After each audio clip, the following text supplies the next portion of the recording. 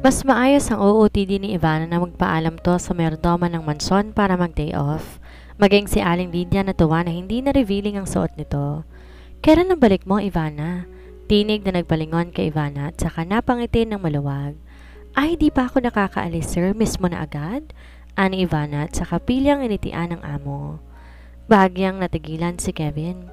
Oo nga, bakit nga ba niya pinag-aaksayan ng oras ang katulong? Ngunit mabilis din na nakabawi. Aling Lydia, kapag di nakabalik sa 3 araw si Ivana, sisantihin nyo na. Mariing utos ni Kevin. Tumango lang ang mayordoma, dihim na napapangiti. Daman niya na may kakaiba sa binatang amo. Sir Kev! Tawag ni Ivana dito, pero ni hindi man lamang ito lumingon. Umingo si Ivana. Sinadya namang maging simple kahit irritable na siya sa suot niyang simpleng t-shirt at skinny jeans. Hindi ito ang Ivana na apple of the eye ng club na pinapilihan ng mga lalaking natatakam sa kanyang alindog. Binago niya ang pananamit niya para dito. Hinabol to ni Ivana, tsaka sinabayan sa paghakbang patungo sa kotse nito. Ivana, please. Inis na asik nito. Naubusan na naman siya ng pasensya. Isabay mo na ako, sir. What? Ibang klase din tong katulong niya eh. Napaka-VIP. Sir naman, madadaanan mo naman ang club namin para hindi na ako mamasahe. Napabuntong hininga si Kevin. Naiinis man siya, sinanyasan niya ang driver na isakay na. Napangiti naman si Mang Emil. Pihadong mangungulit na naman si Ivana, natitiyak niya. Sir Kev, mamimiss ko ang ngiti mo. Pagkaupo pa lang sa tabi ng amo ay sagot na agad nito. Hindi ito pinapansin ni Kevin. Wala siyang panahon. Napansinin ang pagiging nonsense nito. Kung magkakatuluyan tayo, sir, sasamahan kita araw-araw sa opisina. Aalagaan na lang kita. Saad ni Ivana, tila nangangarap habang nakatitig sa gwapong mukha ng boss. Naiiling na iniwas ni Kevin ang paningin at tinoon sa labas ng bintana ng sasakyan. Hindi niya to pinapansin dahil tiyak masisira lamang ang araw niya. Mang Emil, para! Sigaw ni Ivana. Tila pumara lang to ng jeepney at napahinto sa kanto. Kumunot ang noon ni Kevin nang makita ang club na dating pinagtatrabahuan ng katulong. Dito ka uuwi? May babayaran lang akong utang, Sir Kev. Saka na ako uwi sa boarding house. Sama ka? Ngumiti si Ivana. Saka dumukot ng chewing gum sa bulsa ng pantalon at nagsimula na namang umuya ng bubble gum. Itabi niyo, Mang Emil? Naiiling na binalingan ni Kevin ang driver. Gusto niyo munang pumasok? Halika sa loob, Sir Kev. Papakilala ko kayo kay Madam Magda. Ani Ivana pagkababa. Hindi ito pinansin ni Kevin na tumingin na sa driver at sumenyas para umalis na. Sir Kev, Friday nasa mansyon na ulit ako. Salamat! Sigaw ni Ivana. Umimbay ang balakang ng dalaga habang papasok sa club. Abala ang mga waiter at janitor sa paglilinis ng may kalakihan ding pasilidad ng luxurious club. Pag-aari ni Ma'am Magda. Ang deluxe may balkonahe pa at may mga silid pa upahan para sa panandali ang aliw. May kamahalan nga lamang ang bawat pinto. Ivana, mas mabilis yata ang pagpaypay ni Madam Guada kesa sa dati. Napansin niya, Madam, huminga muna ng malalim si Ivana. Balik na naman sa dati. Ang Ivana na palaban at sanay sa buhay pariwara. Hinarap ka ni Alexis. Natigilan si Ivana. Ang kapatid niya ang tinutukoy nito. Di naman lang ako tinawagan. Pabaliwalang sagot niya. Hindi ka raw makontak. Sang lupalop ka ba nagpunta? Di na mahalaga. Ang importante, madam, makakabawas na ako sa pagkakautang ko sa iyo. Nagbilang ng ilang libo si Ivana mula sa sinahon. Maliit kumpara sa kinikita niya pero naman niyang mas masarap kasusin ang perang nagmula sa marangal na paraan. Kasama nga pala ni Alexis si Oliver. Dahil sa pangalang tinura ni Madam Magda na tigilan si Ivana, para saan pa? Ipasok mo na lang kaya ako sa mansyon, ani Lara habang pinapasdahan ng tingin ang kabuuan ng ayos ni Ivana. Anong meron? Tinaas ni Ivana ang binte at ipinatong sa upuan. Bakla, mukha ka ng matinong babae, alam mo ba yun? Tili nito. Naiiling na itinali ni Ivana ang may kulay na buhok. Kukunin kita kapag Mrs. Martinez na ako. Saan ng dalaga, tsaka naghitit buga ng usok mula sa vape. Hindi mo pa ba nasisilo ang puso ni Pogi? Natigilan si Ivana. Aminadong hindi talaga umuubra ang kalandian niya sa binatang CEO. Bumalik ka na lang kaya sa club? Mas malaki naman ang kinikita mo sa mga suki mo, ani Lara. Napabuntong hininga si Ivana. Kahit naman yata buong buhay siyang gumawa ng lato-latong kulubot, hindi niya pa rin matatapos bayaran ang pagkakautang nila kay Madam Magda. Baon sa utang ang pamilya niya rito. Sugarol kasi ang Kuya Oliver niya at isinanla nito ang titulo nila ng lupa dito. Ang itay niya matagal nang nakaupo sa wheelchair mula nang ma-stroke dahil sa konsumisyon. Inaalagaan naman ito ng inay niya na may edad na rin. Gusto ko makapag-asawa ng mayaman para matapos ang problema ng pamilya ko. Wala sa loob na saad ni Ivana. Pangarap nga niyang iahon ng pamilya niya mula sa kahirapan pero hindi kasama ang kuya niya sa pangarap niyang yon. Ito rin kasi ang nagpasok sa kanya sa club para ipugaw ni Madam Magda. Sa edad na 17 ay binenta siya ng kuya niya sa halatang 5,000 para lang may pangtong eats. Ayaw mo naman kasi ng matanda, ani Lara. Si Kevin kasi ang gusto ko. Ayaw nga sa iyo humagikik si Lara. Bakit di mo na lang kasi lasingin, saka mo pikutin? Wala na siyang magagawa kundi pakasalan ka kapag sinabi mong buntis ka. Dinadala mo kayang anak niya. O diba, mindset girl? Napangiti si Ivana sa ideya ni Lara. Tama, pero paano? Mataman siyang nag-isip. Tsaka masiglang nag-ayos ng sarili. Babalik na siya ng mansyon. Babaguhin niyang strategy. Isang mapusok na Ivana, slowly but surely nagalawan. Abala ang lahat sa mansyon, may bisita, kaya mas dinoble pang pagsisibag ng mga katulong maliban kay Ivana na relax at nakangiti pa. Dapat mas maganda siya ngayon. Nag-ayos siya, nagpahid ng lip tint at eyeshadow, blush on na pangmalakasan. Kailangan niyang palutangin ang kakaibang ganda. Ivana, nag-makeup ka ba? Kumunot ang noo ni Aling Lydia nang iabot sa kanya ang tray ng pagkain ng boss. Aling Lydia naman, wala ho to. Hindi ho ko nag-ayos man lang. Aniya, kahit halata naman dahil putok na putok ang blush on. Mag-behave ka ha. Baka mapahiya si Sir Kevin sa bisita niya. Paalala nito at saka napailing. Pilyang kinindatan ito ni Ivana. Kilala na siya ng mayordoma na likas ang kakulitan. Masisisi niya ba ito? Likas naman talaga siyang masama? Gusto niyang mapangiti sa sarili. Masama bang mangarap para sa kinabukasan ng pamilya? Kailangan niyang matuto ng kagandahang asal kahit hindi siya sanay. Marahan siyang kumatok sa pinto ng library room ng boss.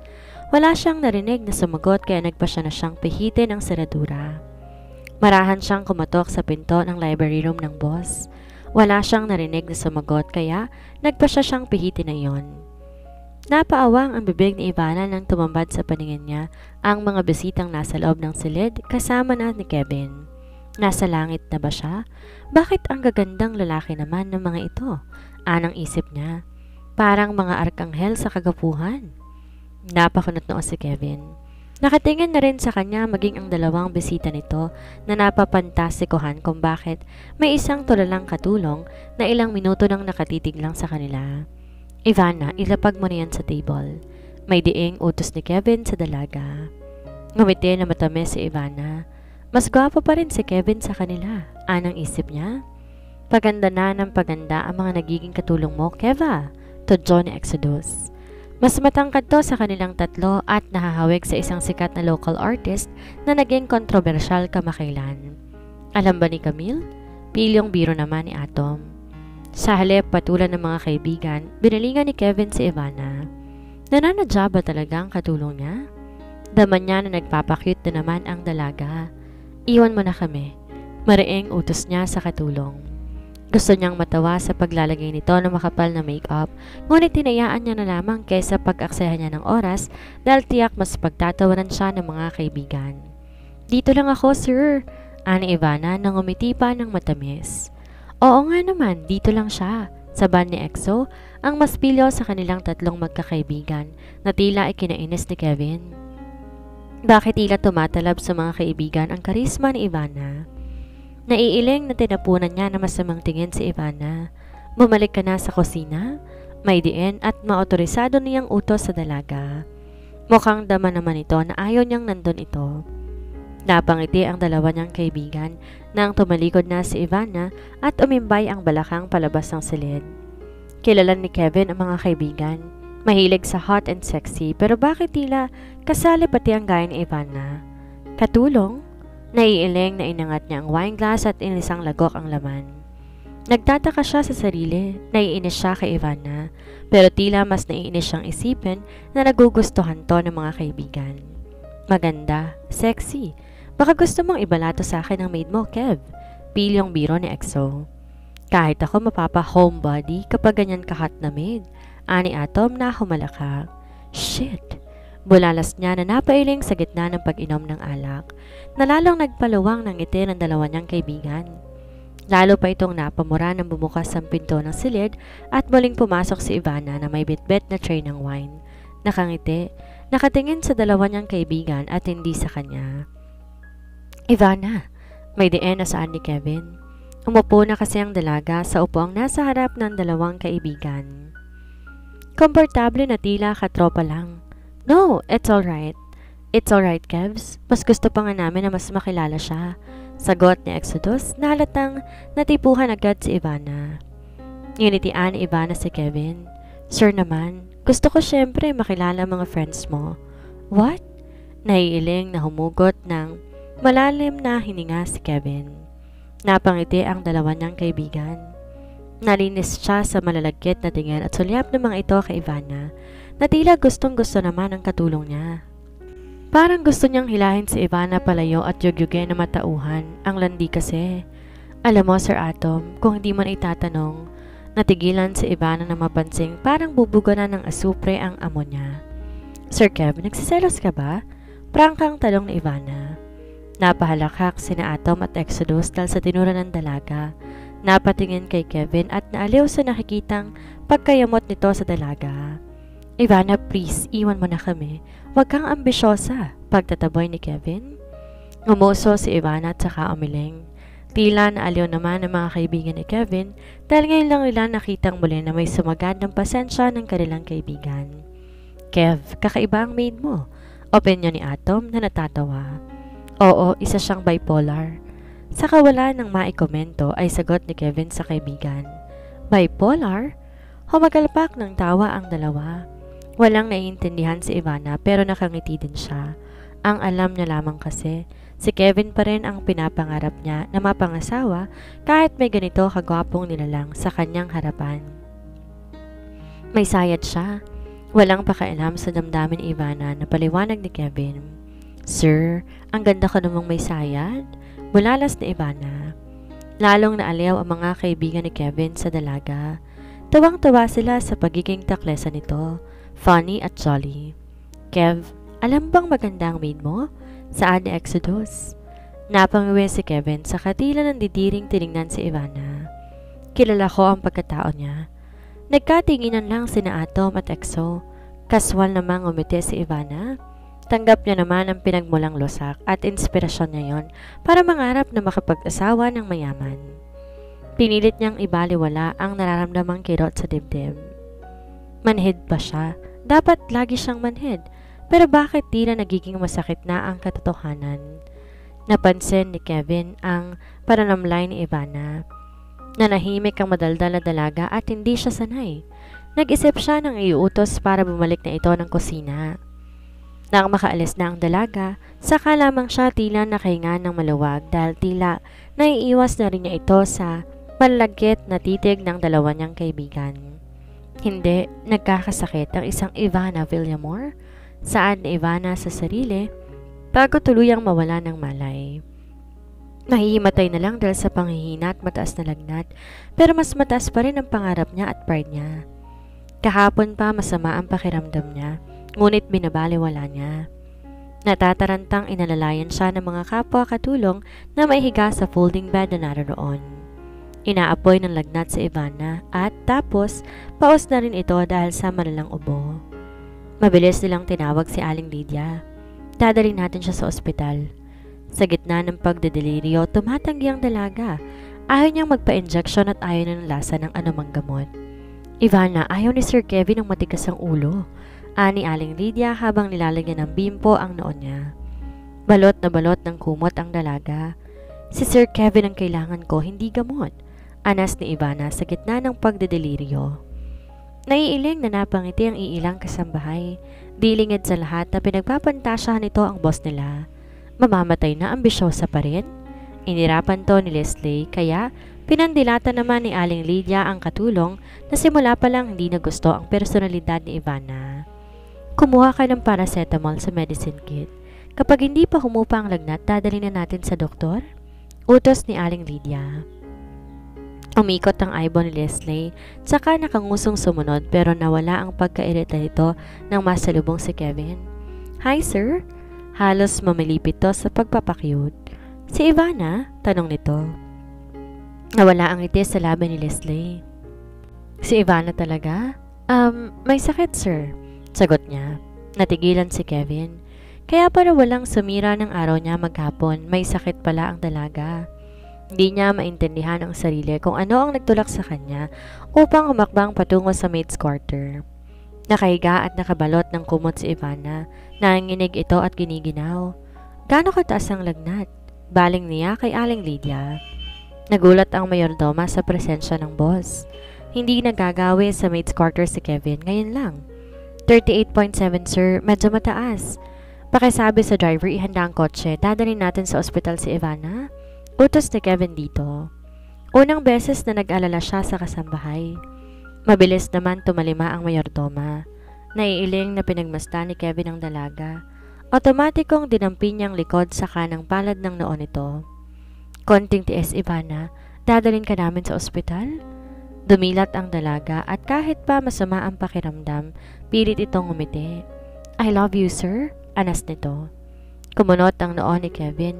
Saka naman, napabuntong hininga kahit may sakit, makulit pa din. Pero nang muli itong pumikit, saka sumilay ang tipid ng ngiti sa labi niya. Sir? Tawag ni Ivana sa gitna ng panginginig. Pakiyakap ako, ang lamig. Utos nito. Paos ang tinig na pakiusap ng dalaga. Naiiling na lumapit si Kevin sa higaan nito, umupo sa gilid ng bed. Ngunit nabigla siya sa ginawa nitong kapahangasan. Kinabig siya payakap ng dalaga. Napahiya siya sa tabi nito habang nakayakap ito sa kanya. Daman niya ang init ng buong katawan ng dalaga. Ivana, sita niya rito. Ngunit tila wala naman to sa tamang huwisyo na isiniksik lamang ang sarili sa kanya habang nakapikit. Lalo pang humigpit ang pagkakayakap sa kanya. Daman niya ang lambot ng katawan nito. Mabango pala si Ivana. Opinyon ng kabilang bahagi ng utak niya. Napatitig siya sa mukha nito at napagmasdan ang mapapula nitong labi. What the heck? Bakit ang ganda ng babaeng to, lalo na kapag ganito kalapit? Mapang-akit ang kissable lips nito. Tila nag-aanyayang dampian ng labi. At lalaki siyang marupok sa tukso. Hindi niya napigil ang sariling pagbigyan ng sarili. Nilapit niya ang labi sa labi nito para hagkan. Sakto sa paglapat ng labi niya ang pagdilat nito. Huli na, mas agresibo, mapusok na halik ang ginante ng dalaga. Tinagsaluhan nila ang maalab na halik na nagpatigagal sa mga katulong na nakatulalang nakatayo sa may gawing pintuan ng silid. Gustong magpapadyak ni Leslie. Saan lagnatin din siya gaya ni Ivana? Ivana! Tila nahimasmasan si Kevin na mapagtantong hindi lang silang tao sa silid na yon. Mabilis na bumitaw at lumayo sa dalaga na wala pa rin sa tamang huwisyo. Dalhin niyo na sa ospital. Hindi tumitingin sa mga katulong na saad ni Kevin. Nalampasan niya ang mga ito at napabuntong hininga na tinungo ang sariling silid. Di makapaniwala sa ginawa niya. Ano na lang iisipin sa kanya ng mga kasambahay niya? Shit! Mura niya sa isip.